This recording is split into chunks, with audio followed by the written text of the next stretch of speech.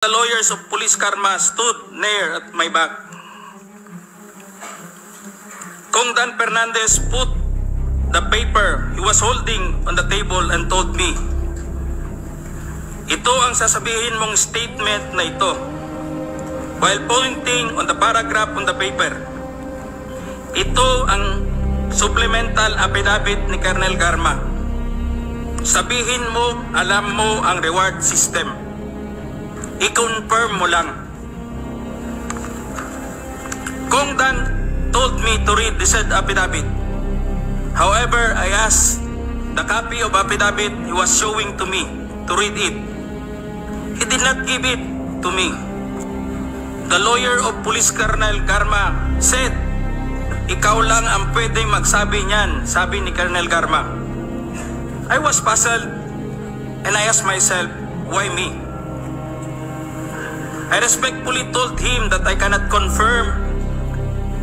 They are saying as I have not read the affidavit. We went silent for a while. And then Kong Dan Fernandez said, while holding the affidavit, "Saan ka pwede?" "Dito, noong 1999, about DDS. Alam mo to, pulis ka na sa Davao nito." I politely told him that I was not still with the PNP because I was working.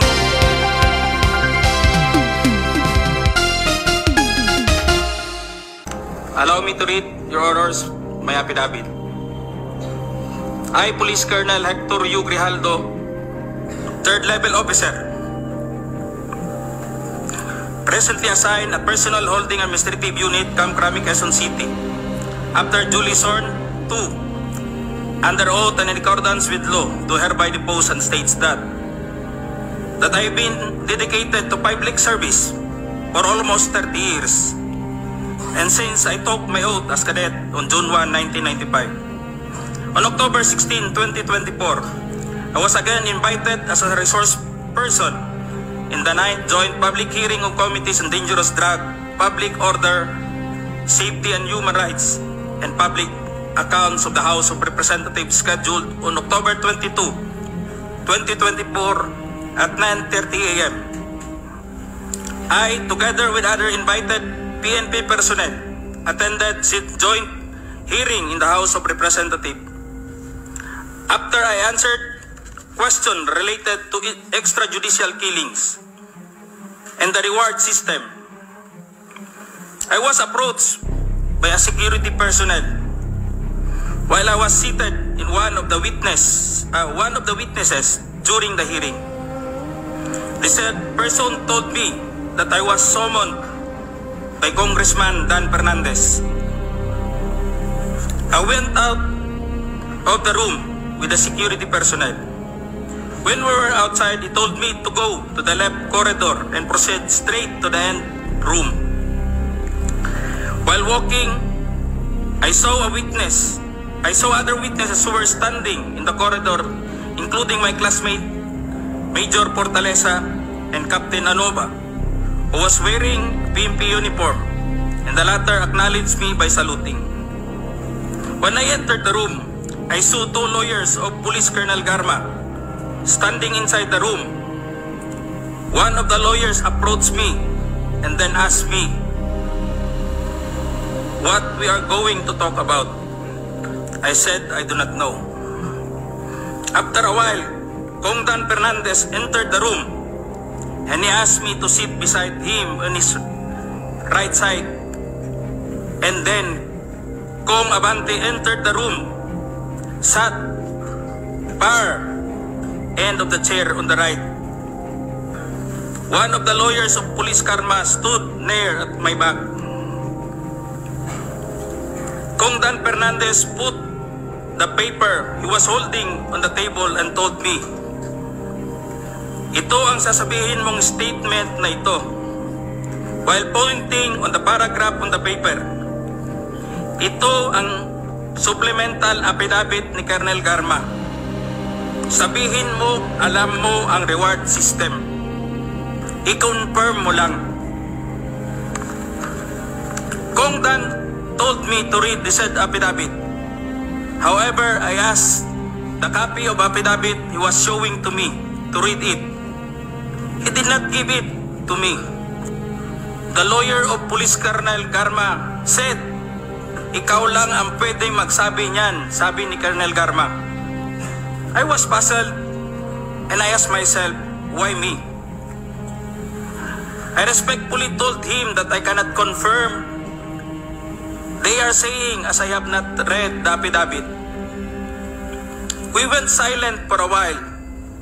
And then Kong Dan Fernandez said, while holding the affidavit, saan ka pwede? Dito, noong 1999, about DDS, alam mo to, pulis ka na sa Davao nito. I politely told him that I was not still with the PNP because I was working with the Bureau of Jail Management and Penology in 1999 that time. After some time, Kong Abante asked me how many years do still I have with the PNP. I answered, I still have 4 years before my retirement. Then he made a remark, pwede ka pang maging general. I humbly responded to him, masaya na ako sa ranggo ko, sir. Pagkatapos nito, sir, uuwi na lang ako. At magtatanim na lang ako ng kamote sa amin.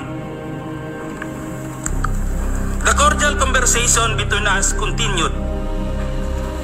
And I felt that they wanted me to convince me to do what they wanted me to do. Then Kong Abante asked me where I serve as a chief of police. To which I answered, Mandaluyong City Police Station, sir. Kong Abante then persuaded me by saying, ikaw naman, Colonel, ganito na lang. Alangan namang walang insidente o pangyayari sa panahon na yon. I answered, and I served as a COP in Mandaluyong during the COVID-19 pandemic, and there were less crime committed. And we did not receive any reward from anyone. I added that we only received funds, additional MOA or support fund from the Peace and Order Fund of the LGU. I then respectfully told Kong Dan Fernandez that anybody can debunk my statement if I confirm the testimony of Colonel Garma about the DDS in 1999, since I was not a member of PNP at the time. And I have no personal knowledge as to the reward system. Additionally, I said, the work of the policeman are noble and requires great sacrifice, even without the reward or award. It is our moral obligation and a call of duty to serve our country and people. Then Kong Dan asked me, si Colonel Garma, anong masabi mo sa kanya sa Parayuga? I politely told him I cannot comment on the case. When I respectfully answered him, sir, mahirap yan. Kasama kami sa nag-iimbestiga at hindi ko alam kung anong kinalaman niya at may investigasyon din sa amin, baka ma-incriminate ako, sir. After the discussion, they did not give me a copy of the second affidavit of Police Colonel Garma. I felt that I disappointed them. Kong Dan Fernandez and Kong Abante left the room, while I and the two lawyers of Police Colonel Garma stayed in the room for a while. I presume that they are about to present the second affidavit of Police Colonel Garma. I asked the two lawyers of Police Colonel Garma why they have chosen me. They did not answer me and just stared at me. And that I went back to the hearing room.